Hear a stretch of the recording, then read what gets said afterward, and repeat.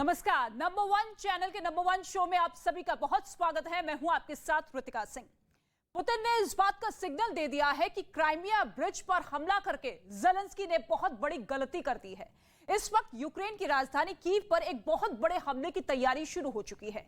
इसे आप पुतिन का बदला वाला वर्जन भी कह सकते हैं। ये रिपोर्ट आप देखेंगे तो आपको पता ये चलेगा कि ज़ेलेंस्की को क्यों लगने लगा है कि अब उनके पास आखिरी चांस बचा है, क्योंकि पुतिन ने एक धमाके का बदला 100 धमाकों से लेने का मन बना लिया है।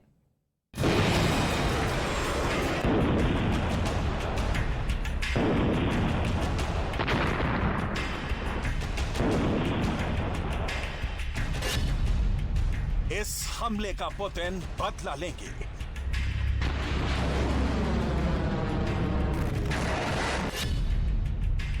पुतिन क्राइमिया का बदला जरूर लेंगे। अब मिसाइल चलेगी। तबाही इस बार बहुत ज्यादा होगी। क्या ज़ेलेंस्की पुतिन के गुस्से से बच पाएंगे?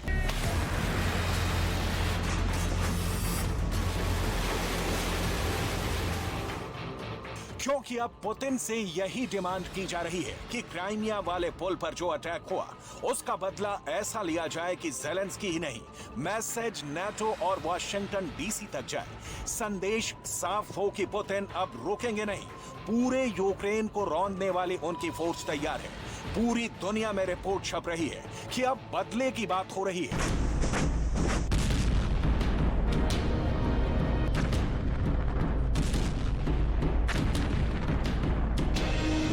पुतिन से सबसे बड़ा बदला लेने की मांग हो रही है। अमेरिका से लेकर यूरोप के अखबार बस यही बता रहे हैं कि पुतिन के समर्थक, उनके थिंक टैंक और रूस की सैन्य रणनीति बनाने वाले बड़े बड़े नाम अब चाहते हैं कि पुतिन सबसे खतरनाक बदला ले।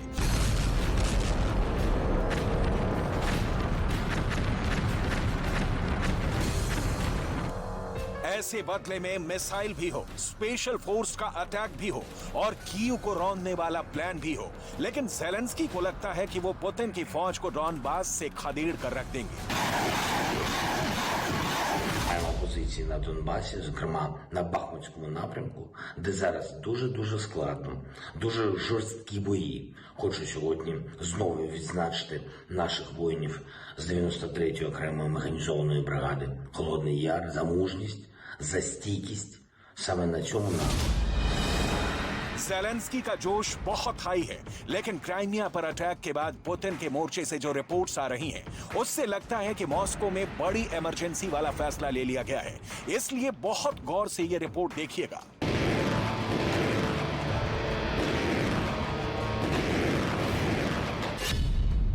क्योंकि अक्टूबर में ही व्लादिमीर ज़ेलेंस्की का सबसे बड़ा अड्डा यानी उनकी राजधानी कीव पर पुतिन ऐसा अटैक कर सकते हैं कि ज़ेलेंस्की को अपना शहर छोड़कर भागना पड़े।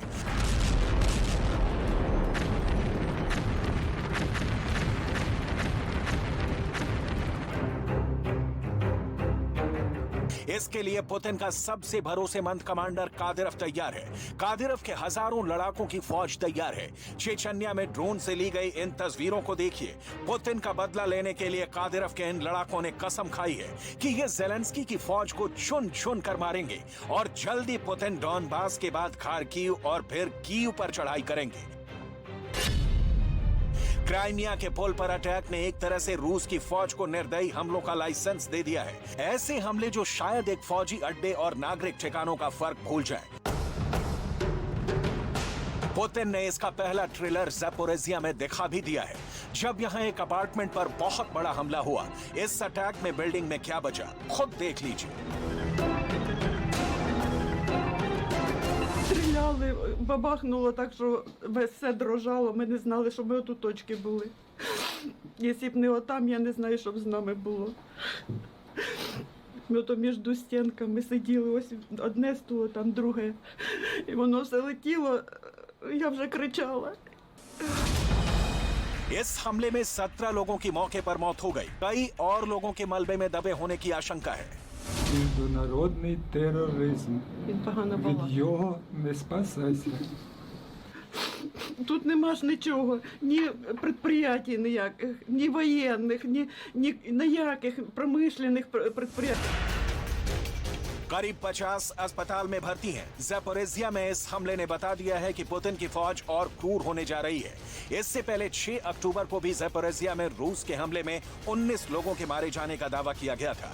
अब पुतिन आगे क्या कर सकते हैं, इसे बहुत गौर से समझिएगा, क्योंकि पुतिन अब बहुत से मिसाइल लगातार फायर कर रहे हैं।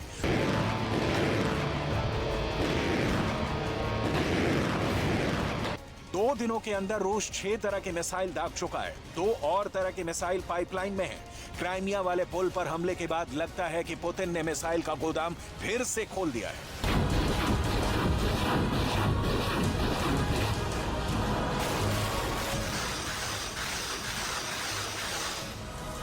पुतिन की क्रूज मिसाइल कलिब्र देखिए।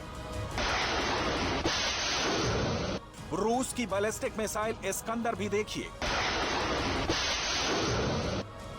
पुतिन ने अपने कोस्टल डिफेंस सिस्टम का हिस्सा बैशवन क्रूज मिसाइल को भी फिर से एक्टिव कर दिया है।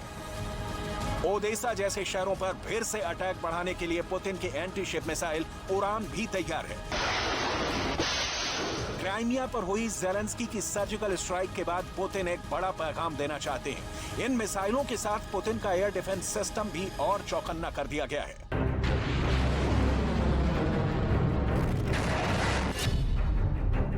युद्ध के मैदान में रूस की नई तैयारी बहुत खतरनाक है। काला सागर के लिए भी और बाल्टिक सागर के लिए भी, दोनों ही जगह रूस की सेना ने एयर डिफेंस और एंटी शिप मिसाइल तैनात कर दी हैं। इसके पीछे रूस का असली मकसद क्या है, ये आपको आगे बताएंगे, लेकिन पहले ये वीडियो देखिए। कलिब्र मिसाइल से हमला, इस्कंदर मिसाइल से अटैक, बैशवन मिसाइल से प्रहार, ओनिक्स से दुश्मन पर वार। 24 फरवरी को शुरू हुए रूस यूक्रेन युद्ध को 8 महीने पूरे होने को हैं। ये सब जानते हैं, लेकिन इसका अंत कब होगा ये फिलहाल कोई नहीं जानता। युद्ध की शुरुआत से ही रूस की सेना इन्हीं मिसाइलों से यूक्रेन में तबाही मचा रही है। बढ़ते वक्त के साथ रूस पर युद्ध खत्म करने का दबाव भी बढ़ता जा रहा था, लेकिन क्राइमिया पर जिस तरह का हमला हुआ, उससे लगता है कि ज़ेलेंस्की और नेटो इस युद्ध को खत्म करने के मूड में नहीं है। रूस ने भी क्राइमिया पर हमले के बाद ज़ैपोरिज़िया को टारगेट करके मैसेज दे दिया है कि अब यूक्रेन का अंजाम बहुत ज्यादा बुरा होगा और कीव पर अब क्रूज मिसाइल की बारिश का इंतजार किया जा रहा है। इसलिए अब ये भी जान लीजिए कि जिन मिसाइलों से रूस कीव पर हमले कर सकता है वो कितनी खतरनाक है। ये है कलिब्र क्रूज मिसाइल। कलिब्र 1500 से 2500 किलोमीटर की दूरी तक अटैक कर सकती है। इसे आसमान से भी लॉन्च किया जा सकता है, जमीन से भी और समंदर से भी इसे दागा जा सकता है। देखिए, जब कलिब्र एक साथ फायर की जाती है तो क्या होता है। अब देखिए इस्कंदर मिसाइल, जो पुतिन ने शुरुआत में बहुत इस्तेमाल की। बैलिस्टिक मिसाइल इस्कंदर की रेंज 500 किलोमीटर। रूस की सेना इसे जंगलों के बीच से लॉन्च करती है और फिर ये डॉनबास के आसपास जहां गिरती है वहां बड़ी तबाही मचाती है। रूस ने इस मिसाइल से यूक्रेन के बड़े बड़े मिलिट्री बेस को धूल में मिला दिया था। एक बार फिर ये मिसाइल ज़ेलेंस्की के सीक्रेट मिलिट्री अड्डों पर कहर बनकर छूटेगी। इसकी पूरी तैयारी है। अब देखिए बैशवन मिसाइल सिस्टम, ये कोस्टल डिफेंस सिस्टम का हिस्सा है जो जमीनी टारगेट पर भी हमला करती है। इस सिस्टम से एक बार में 6 मिसाइलें दागी जाती हैं। ये 600 किलोमीटर से ज्यादा की दूरी पर टारगेट को उड़ा सकती हैं। बैशवन मिसाइल को रूस फिर से इस्तेमाल करने जा रहा है। मारियोपोल और सेवरोडोनेत्स्क पर हुए कई हमलों में इसी ने रूस के मिशन को पूरा करने में सबसे बड़ा रोल निभाया और अब निशाना कीव और खार्किव बन सकते हैं।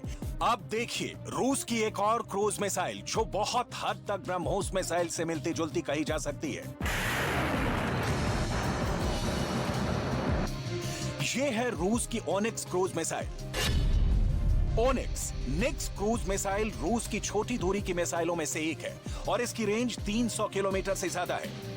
ओनिक्स मिसाइल लॉन्च होने के बाद अपने टारगेट की तरफ बहुत तेजी से बढ़ती है और फिर ये सुपरसोनिक रफ्तार से अपने टारगेट पर बहुत सटीक तरीके से हिट करती है।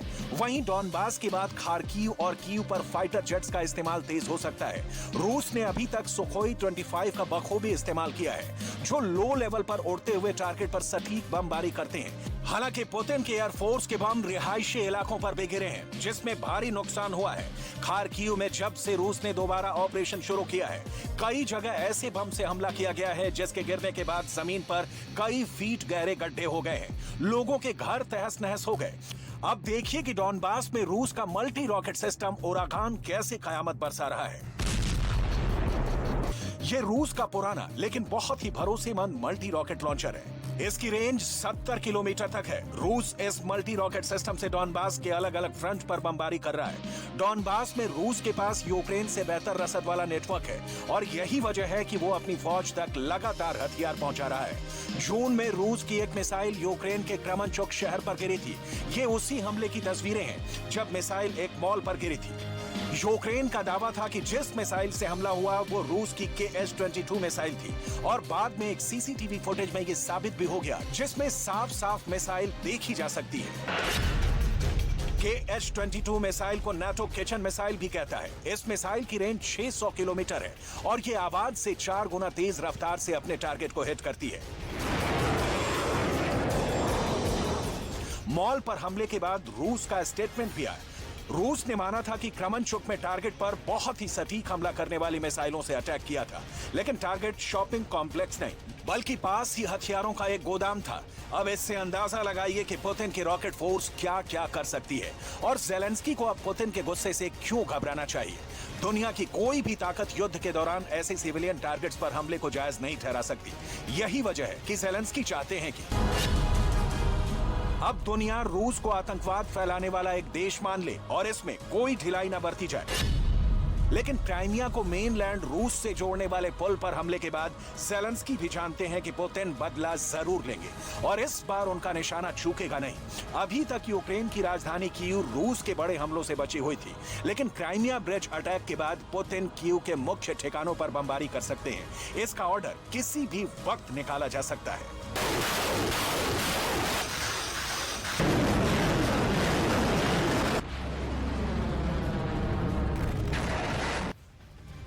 पुतिन के खिलाफ महिला ब्रिगेड ने मोर्चा खोल दिया है। पुतिन को इस ब्रिगेड से जो चुनौती मिल रही है उसका तोड़ फिलहाल नहीं दिख रहा है। रूस इस वक्त यूक्रेन में फंसा हुआ है और पुतिन के खिलाफ लेडीज लीडर्स ने मुखालफत का बिगुल फूंक दिया है। पहले से परेशान पुतिन अब इस नई मुसीबत से निपटने की तैयारी कैसे कर रहे हैं, इस स्पेशल रिपोर्ट में आप जरूर देखें।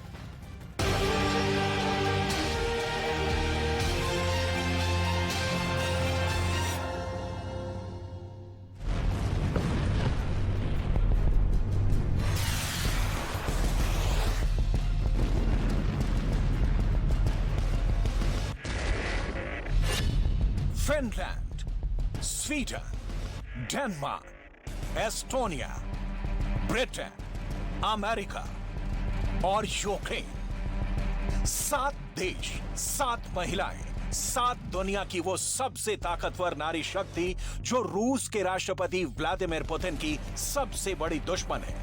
इन 7 महिलाओं के मोर्चे ने मॉस्को में प्रेसिडेंट पुतिन की रातों की नींद उड़ा दी है। पुतिन, जिनके पास दुनिया का सबसे बड़ा परमाणु जखीरा है,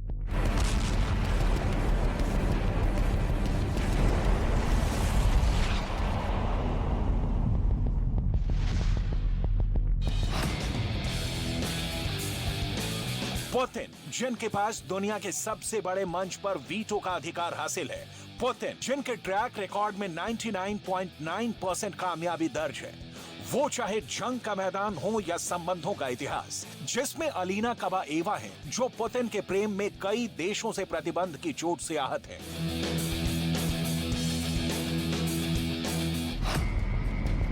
लेकिन यहां बात पुतिन के प्रेम की नहीं, पुतिन के जंग की है, जहां दोस्ती की दूर दूर तक बात नहीं, सिर्फ युद्ध की बातें हैं। खून खराबा है, उजड़ती दुनिया है, जहां चर्चा मिलने की नहीं, दुनिया से एक दूसरे को विदा करने की है।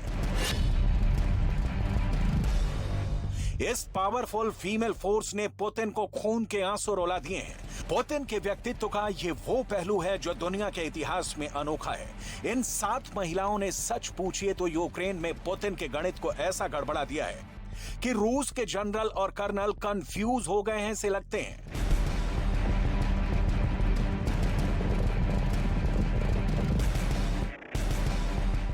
दुनिया की सबसे लंबी समंदर के नीचे बिछी रूस की नॉर्ड स्ट्रीम पाइपलाइन में ब्लास्ट हुआ।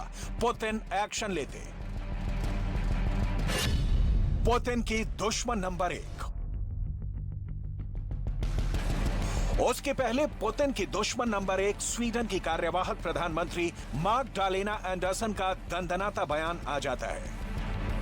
Vi har svenska uppgifter men också tagit del av uppgifter i våra kontakter med Danmark.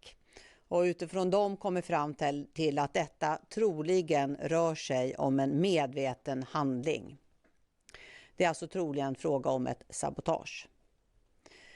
Norges regering har också informerat oss om en ökad drönaraktivitet i Nordsjön och Putin का खौफ Sweden में भी भर गया है। Sweden को भी Ukraine की तरह नाटो की सदस्यता चाहिए। स्वीडन की पीएम यूक्रेन को खूब मदद पहुंचा रही हैं। स्वीडन की तरफ फिनलैंड की प्रधानमंत्री सना मरीन को भी पुतिन फूटी आंखों नहीं सुहाते। पुतिन की पड़ोसी, पुतिन की दुश्मन नंबर 2 फिनलैंड की पीएम सना मरीन पुतिन से बहुत नाराज है। फिनलैंड भी पुतिन की मंशा से डरा हुआ दिख रहा है और फिनलैंड को भी तत्काल नाटो की सदस्यता चाहिए। पुतिन पर फिनलैंड की प्रधानमंत्री सना मरीन का इल्जाम क्या है, सुन लीजिए। I discussed with President Erdogan earlier today briefly on our NATO application situation. Of course, we hope that the ratification will happen sooner, preferably sooner than later. But of course, it's in the hands of Turkey. I understand that Finland isn't a problem for Turkey, and we will continue, as we have agreed and negotiated before, we will continue the talks. But of course, we hope that the ratification will happen. सामरिक रूप से Finland रूस के लिए बेहद उपयोगी है। Finland रूस के साथ 1340 किलोमीटर लंबी सीमा साझा करता है। पुतिन ने नाटो को चेतावनी दी है कि अगर स्वीडन और फिनलैंड नाटो में शामिल हुए तो रूस यूरोप के बाहरी इलाके में परमाणु हथियार और हाइपरसोनिक मिसाइलें तैनात कर देगा।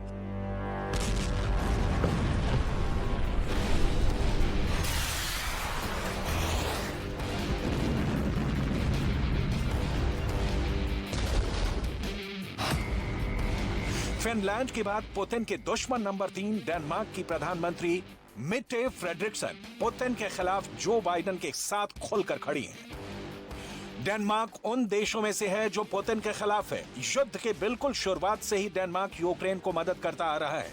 पुतिन की नीतियां डेनमार्क की पीएम को भी अच्छी नहीं लगती। मिट्टे फ्रेडरिक्सन ने कहा है कि रूस के साथ संघर्ष शुरू होने के बाद से डेनमार्क ने यूक्रेन को पर्याप्त राजनीतिक, वित्तीय और प्रतिबंध सहायता दी है। यूरोपीय संघ और वैश्विक भागीदारों ने रूस पर अभूतपूर्व प्रतिबंध लगाए हैं और साथ में हम और भी अधिक करेंगे। पुतिन को यूक्रेन युद्ध में जितने तीर लगे हैं उतने शायद जिंदगी में अब तक जख्म नहीं झेलने पड़े होंगे। इस युद्ध की आग ने पुतिन के सुकून को जला दिया है। पुतिन ऐसे मिजाज वाले नेताओं में से हैं जो सत्ता के शीर्ष पर पहुंचने के बावजूद अपने पर्सनल लाइफ में स्पेस बचा कर रखते हैं। लेकिन युद्ध की शुरुआत के बाद से पुतिन की ऐसी एक भी तस्वीर सामने नहीं आई है जिसमें पुतिन अपना दिल बहलाते दिख रहे हों, जैसे पहले किया करते थे। जाहिर है पुतिन परेशान है, पुतिन आहत है, पुतिन बेचैन है, पुतिन बदले की आग में जल रहे हैं।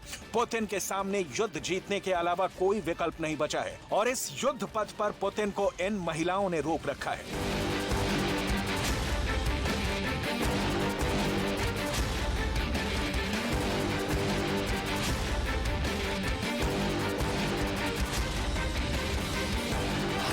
पुतिन के दुश्मन नंबर 4 हैं एस्टोनिया के प्रधानमंत्री काया कालास, जो इस वक्त यूरोप की आयरन लेडी के नाम से मशहूर हो चुकी हैं। I think that Vladimir Putin has to be isolated politically on all the levels, because what we see in Ukraine, why there are more civilian casualties than there are military casualties, is because they are targeting the civilians. Time की यह खबर देखिए।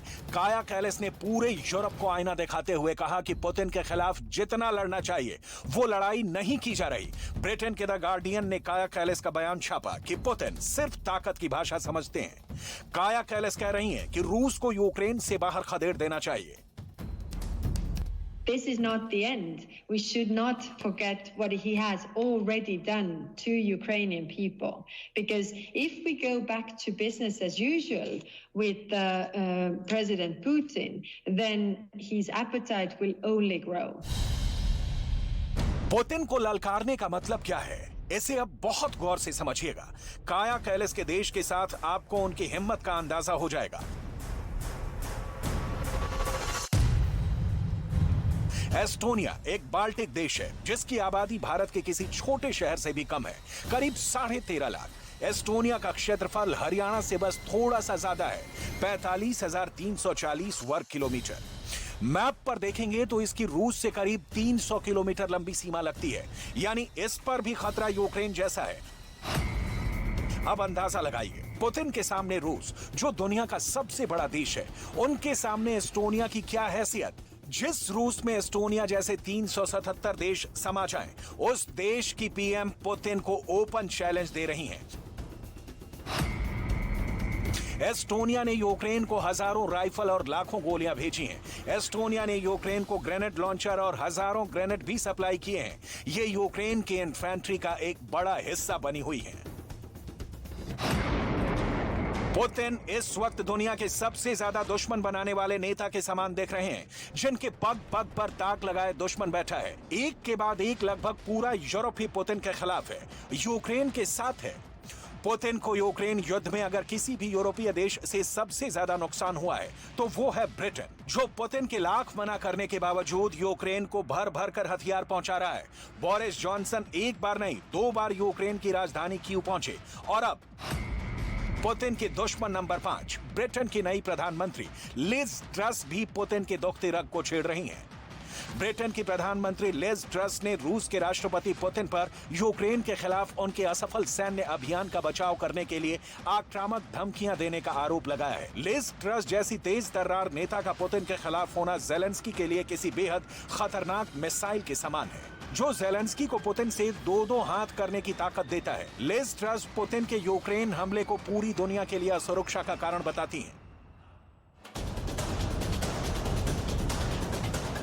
Putin की मुखालफत करने वाली दुनिया की ये टॉप लेडी लीडर चाहती हैं कि यूक्रेन में युद्ध तुरंत बंद किया जाए, यूक्रेन को जितना संभव हो मदद किया जाए, और यही बात राष्ट्रपति पुतिन को खल रही है। यूक्रेन को मदद और रसद मिलना बंद नहीं हुआ। जो इस वक्त युद्ध का हाल है वो बता रहा है कि पुतिन बहुत मुश्किल में पड़ गए, और सामने जब नैन्सी पेलोसी जैसी नेता हो तो चुनौतियों की तादाद में इजाफा होना तय है।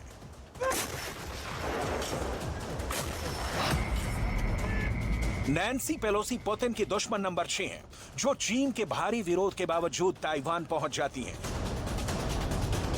ये जानते हुए कि शी जिनपिंग इस वक्त पुतिन के लिए बेहद जरूरी हैं, नैन्सी पुतिन के शी से दोस्ती के रिश्ते के बीच खाई पैदा कर देना चाहती हैं।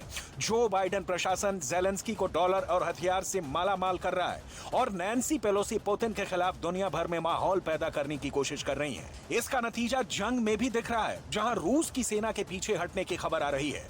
पूरी दुनिया एक तरफ और वो यूक्रेन एक तरफ, जहां पिछले 8 महीने से मिसाइलों की मार ने पूरे मुल्क को झुलसा दिया है। राष्ट्रपति वोलोदिमीर जेलेंस्की की तमाम कोशिशों के बावजूद यूक्रेन की आज की तस्वीर कहती है कि यूक्रेन का आने वाला कल सालों पुतिन के बर्बादी वाले कृत्य को नहीं भूल पाएगा। राष्ट्रपति जेलेंस्की बंकर से सेना को कमान दे रहे हैं, तो उनकी पत्नी और पुतिन के दुश्मन नंबर 7 ओलेना जेलेंस्का अमेरिका के व्हाइट हाउस में दिखती हैं। कहा गया कि ओलेना जेलेंस्का ने अमेरिका से यूक्रेन के लिए डिफेंस सिस्टम की मांग की थी। जो बाइडेन की पत्नी जिल बाइडेन 8 मई को बिना कार्यक्रम के यूक्रेन पहुंच गई थी, और वहां पर उन्होंने यूक्रेन की प्रथम महिला ओलेना जेलेंस्का से मुलाकात की थी। पुतिन भंवर में फंसे हैं और ऊपर से एक साथ 7 शक्तियों से लड़ाई। आगे आगे देखिए होता है क्या। अगर किसी को यह लग रहा है कि यूक्रेन की जंग में पुतिन हार मान चुके हैं तो यह बिल्कुल गलत है। कादिरोव ने अब करीब 1 लाख लड़ाकू की फौज यूक्रेन की जंग के लिए तैयार कर ली है। और यही नहीं, कादिरोव ने पुतिन से बात करके अपने फेवरेट जनरल को रूस की आर्मी का सुप्रीम कमांडर भी बनवा दिया है। और इस बीच जेलेंस्की को पूरा शक है कि नया कटप्पा धोखा जरूर देगा। जेलेंस्की ने किसे नया कटप्पा कहा है, इस रिपोर्ट में आप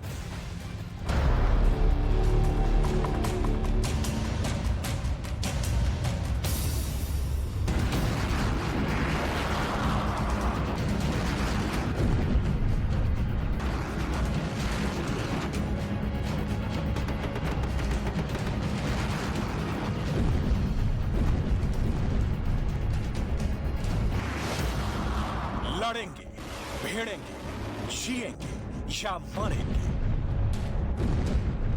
कैसे भी करेंगे लेकिन यूक्रेन की जंग जीतेंगे। पुतिन की जिंदगी का अब यही एक मकसद है, जेलेंस्की की बर्बादी, अपने दुश्मन का खात्मा।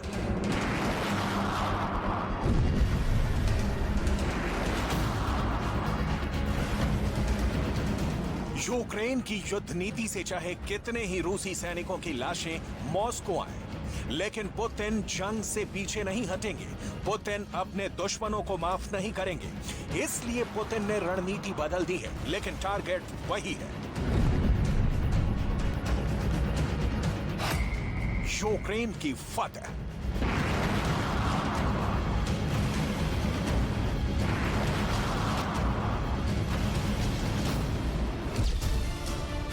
यूक्रेन में जंग लड़ रही अपनी पूरी सेनाओं का जिम्मा अब पुतिन ने अपने कमांडर सर्गेई सुरोविकिन को दिया है। सर्गेई सुरोविकिन का सम्मान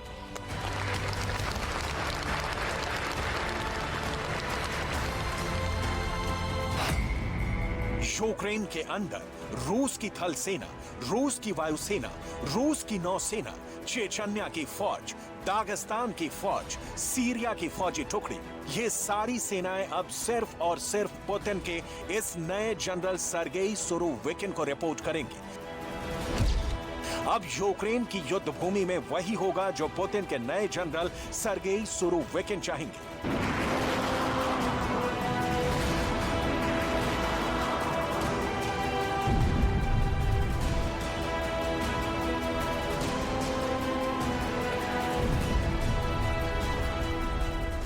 यूक्रेन के अंदर लगातार हो रही हारों पर अब पुतिन तो मातम मना ही रहे हैं। रमजान कादिरोव भी बहुत ज्यादा गुस्से में है।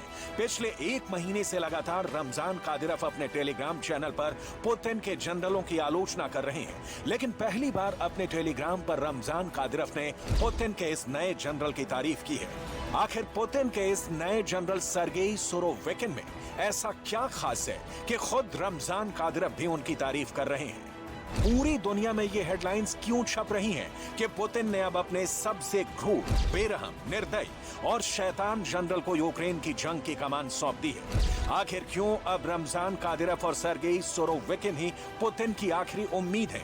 क्या रमजान कादिरोव के 90,000 नए लड़ाके दोबारा यूक्रेन के अंदर पुतिन की वो प्रतिष्ठा वापस लौटा पाएंगे जो अब नष्ट हो चुकी है?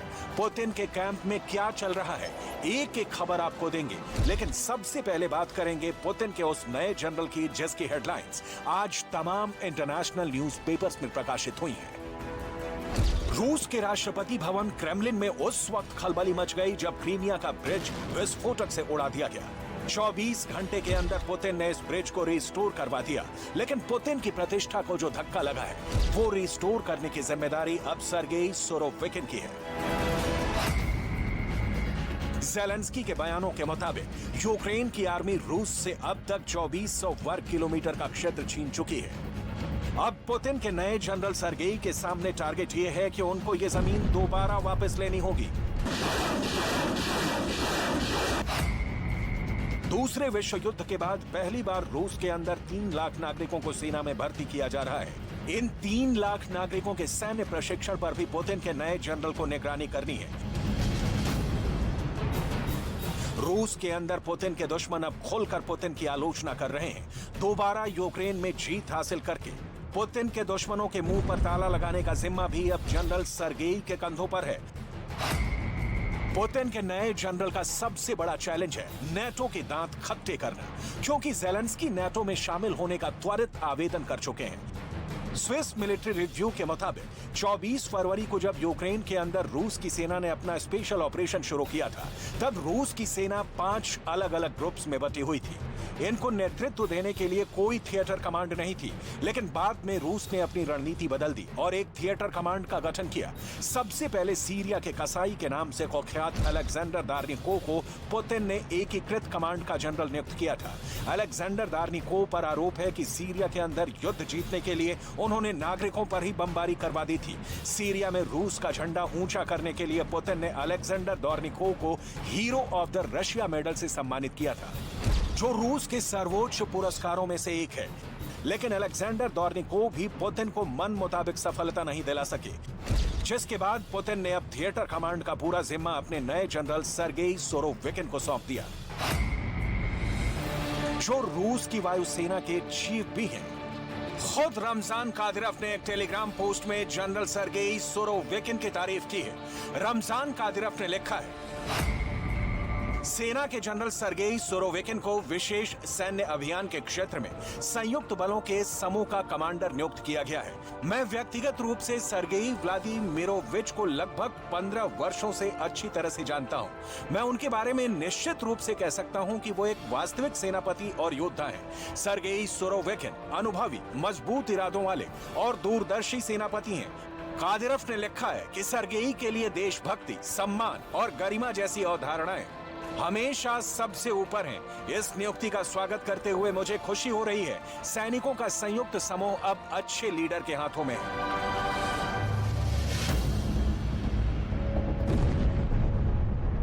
पुतिन के इस नए जनरल सर्गेई सोरोविकिन ने घाट घाट का पानी पिया है।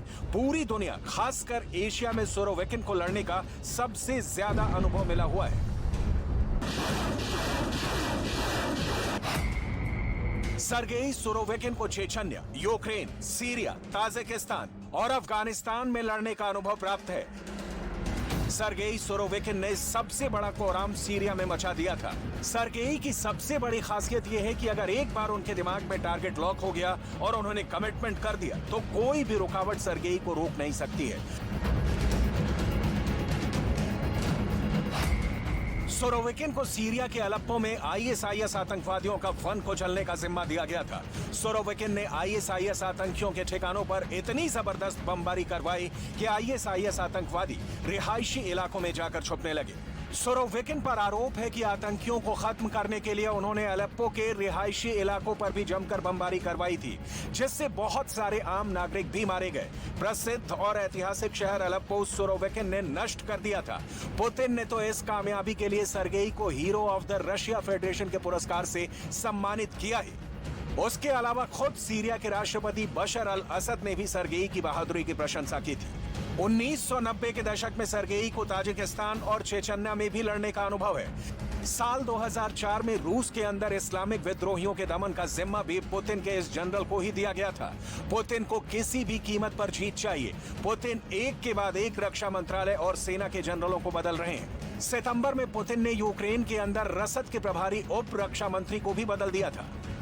इस पूरे घटनाक्रम में सबसे बड़ी बात यह सामने आई है कि अब कादिरोव रूस के अंदर बहुत अहम फैसले करवा पाने में सफल हो पा रहे हैं। पुतिन अब कादिरोव की बातों को ज्यादा तवज्जो दे रहे हैं और यही वजह है कि पुतिन ने कादिरोव के मनपसंद जनरल को सुप्रीम कमांडर बना दिया है।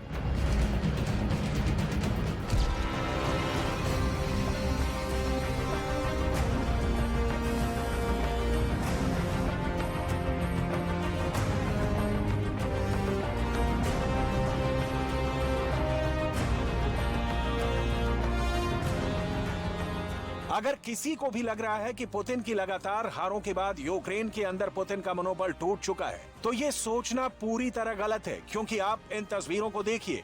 ये कादिरोव की 90,000 की फौज है जो यूक्रेन में लड़ने मरने के लिए तैयार हो रही है। पुतिन के जन्मदिन के मौके पर कादिरोव ने चेचन्या के अंदर अपना शक्ति प्रदर्शन किया है। कादिरोव ने पुतिन को अपनी ताकत दिखाई है और कहा है कि चेचन्या का बच्चा बच्चा पुतिन के लिए अपनी जान लड़ाने को तैयार है।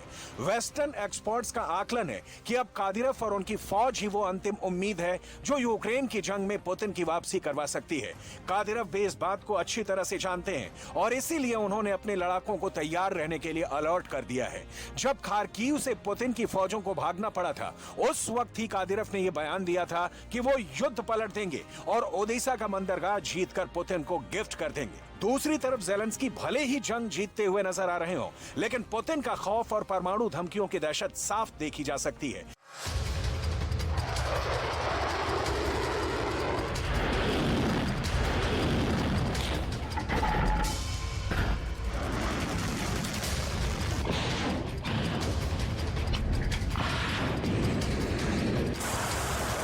ज़ेलेंस्की के कैंप में लगातार मीटिंग्स का दौर चल रहा है। यूक्रेन की सेना की तरफ से एक वीडियो जारी किया गया है। इस वीडियो में रूस के खतरनाक अटैक हेलीकॉप्टर KA-52 एलिगेटर का मलबा दिखाया गया है। पुतिन का यह अटैक हेलीकॉप्टर कितना खतरनाक था, इन तस्वीरों से समझिए। यूक्रेन के रक्षा मंत्रालय के जारी किए गए इस वीडियो में रूस का हेलीकॉप्टर KA-52 को ध्वस्त हुए दिखाया गया है। यह रूस का सिंगल सीट अटैक हेलीकॉप्टर है। रूस के इस बेजोड़ हेलीकॉप्टर का अटैक बेहद खतरनाक होता है। यह हेलीकॉप्टर मशीन गन की तरह फायर कर सकता है। इस हेलीकॉप्टर में सॉकेट्स होते हैं जहां से टारगेटेड हमला किया जा सकता है। इस हेलीकॉप्टर में फायर रॉकेट्स होते हैं जो बहुत तेजी से दुश्मन के ठिकानों को खत्म करने की क्षमता रखते हैं।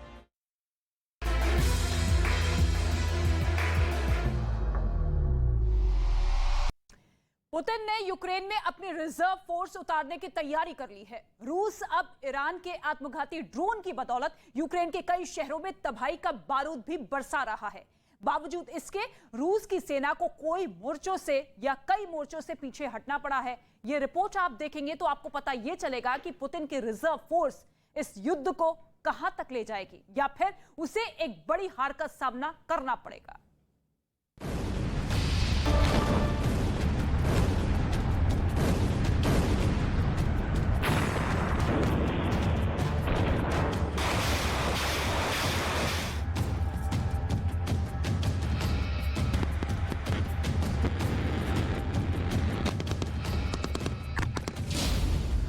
यूक्रेन के मैदाने जंग में ईरानी ड्रोन ने मचाई तबाही।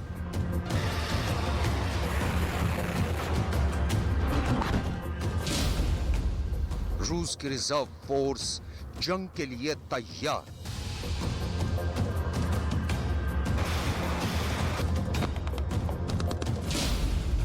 यूक्रेन की सेना का जबरदस्त काउंटर अटैक।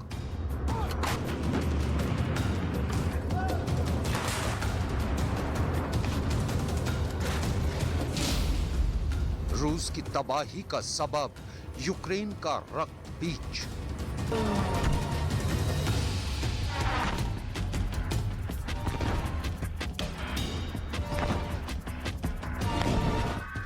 AK-47 से गोलियां बरसाता एक सैनिक, रॉकेट लॉन्चर से निशाना लगाता एक और सैनिक, बंकर से गोलियां चलाकर अपनी पोजीशन बदलते एक सैनिक की तस्वीर, आसमान से बरसते बारूद के बीच एक टैंक बटालियन, मोबाइल मिसाइल लॉन्चरों से आग उगलती मिसाइलें और आर्टिलरी गन की फायरिंग।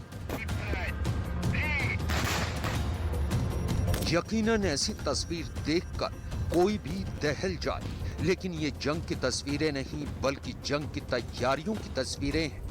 और इन तस्वीरों में नजर आ रहे ये तमाम सैनिक रूस की रिजर्व फोर्स से ताल्लुक रखते हैं। रक्षा विशेषज्ञों के मुताबिक रूस लंबी लड़ाई की तैयारी कर रहा है, लिहाजा वो अपनी रिजर्व फोर्स को यूक्रेन के मैदानी जंग में भेजने से पहले उन्हें अच्छी तरह से ट्रेनिंग दे रहा है। दूसरे विश्व युद्ध के बाद रूस की ये अब तक की सबसे बड़ी सैन्य तैनाती है। एक अनुमान के मुताबिक रूस के पास 20 लाख सैनिकों की रिजर्व फोर्स है। ये रूस के वो नागरिक हैं जिन्होंने अनिवार्य सैन्य सेवा के तहत मिलिट्री ट्रेनिंग ले रखी है। रूस के हर नागरिक के लिए सैन्य प्रशिक्षण लेना अनिवार्य है। इसके अलावा रूस में 18 से 27 साल के युवकों और पुरुषों के लिए रूसी फौज में 1 साल तक की सेवा भी अनिवार्य है।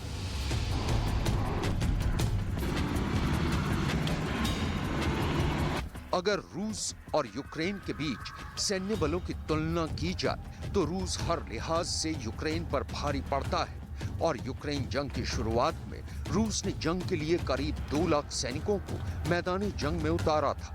लेकिन पश्चिमी देशों की बदौलत यूक्रेन की सेना को मिले अत्याधुनिक हथियारों के दम पर और बेहतर युद्ध नीति की वजह से रूस और यूक्रेन के बीच जारी जंग में ये फासला लगातार कम होता जा रहा है और जंग में यूक्रेन की जवाबी कार्यवाही के चलते रूस बैकफुट पर आ गया है। ब्रिटिश न्यूज एजेंसी बीबीसी की रिपोर्ट में इस बात का दावा किया गया था कि 7 महीने की जंग में अब तक रूस के 1000 से ज्यादा वरिष्ठ सैन्य अधिकारी मारे जा चुके हैं। इनमें पायलट, इंटेलिजेंस और सैन्य अधिकारी शामिल हैं। इसके अलावा ब्रिटेन के रक्षा मंत्रालय का दावा है कि अब तक जंग में रूस के 50,000 से ज्यादा सैनिक मारे जा चुके हैं। इतना ही नहीं, यूक्रेन जंग के दौरान रूस अपने हथियारों के जखीरे में से अपनी खतरनाक हाइपरसोनिक मिसाइलें भी इस्तेमाल कर देख चुका है। लेकिन ये मिसाइलें भी गेम चेंजर साबित नहीं हुई हैं।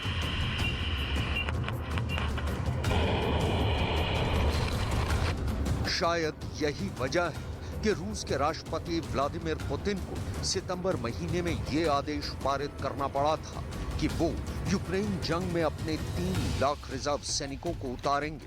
दरअसल यूक्रेन की ओर से लगातार हमलों के चलते पिछले दिनों रूसी सेना को बैकफुट पर आना पड़ा था। इसके बाद व्लादिमीर पुतिन ने रिजर्व सैनिकों की मोबिलाइजेशन का आदेश दिया था। रूस के रक्षा मंत्री सर्गेई शोइगु के मुताबिक राष्ट्रपति पुतिन के आदेश के बाद अब तक यूक्रेन जंग के लिए 2 लाख से ज्यादा लोग रिजर्व फोर्स में शामिल हो चुके हैं। В соответствии с указом президента Российской Федерации с 21 сентября в стране проводится частичная мобилизация. На сегодня в вооруженные силы прибыло свыше 200 тысяч человек. Мною поручено обеспечить всех необходимыми комплектами одежды и другим имуществом, назначить на должности. Обучение личного состава сформированных подразделений осуществляется на 80 полигонах и в 6 учебных центрах. खबर है कि राष्ट्रपति पुतिन ने ईरान से मिले घातक ड्रोन के जखीरे को जंग के मैदान में उतार दिया है। दरअसल यूक्रेन का आरोप है कि रूसी सेना यूक्रेन के सैन्य ठिकानों और उसके रिहायशी इलाकों पर हमला करने के लिए ईरान से मिले आत्मघाती शाहिद 136 ड्रोन का इस्तेमाल कर रही है। ईरान के शाहिद 136 ड्रोन को कामिकाज़े ड्रोन कहा जाता है, जिसका मतलब होता है आत्मघाती drone. Strategic consulting firm red 6 solutions LLC की एक रिपोर्ट के मुताबिक जंग की सूरत में इसे बड़े प्रभावी तरीके से इस्तेमाल किया जा सकता है। पहला, इसके जरिए दुश्मन के रेडार को आसानी से टारगेट किया जा सकता है और दूसरा, दुश्मन की आर्टिलरी गन्स के खिलाफ ये काफी कारगर साबित हुआ है। खबर के मुताबिक रूस ईरान से मिले शाहिद 136 ड्रोन को जेरेनियम 2 के नाम से इस्तेमाल कर रहा है।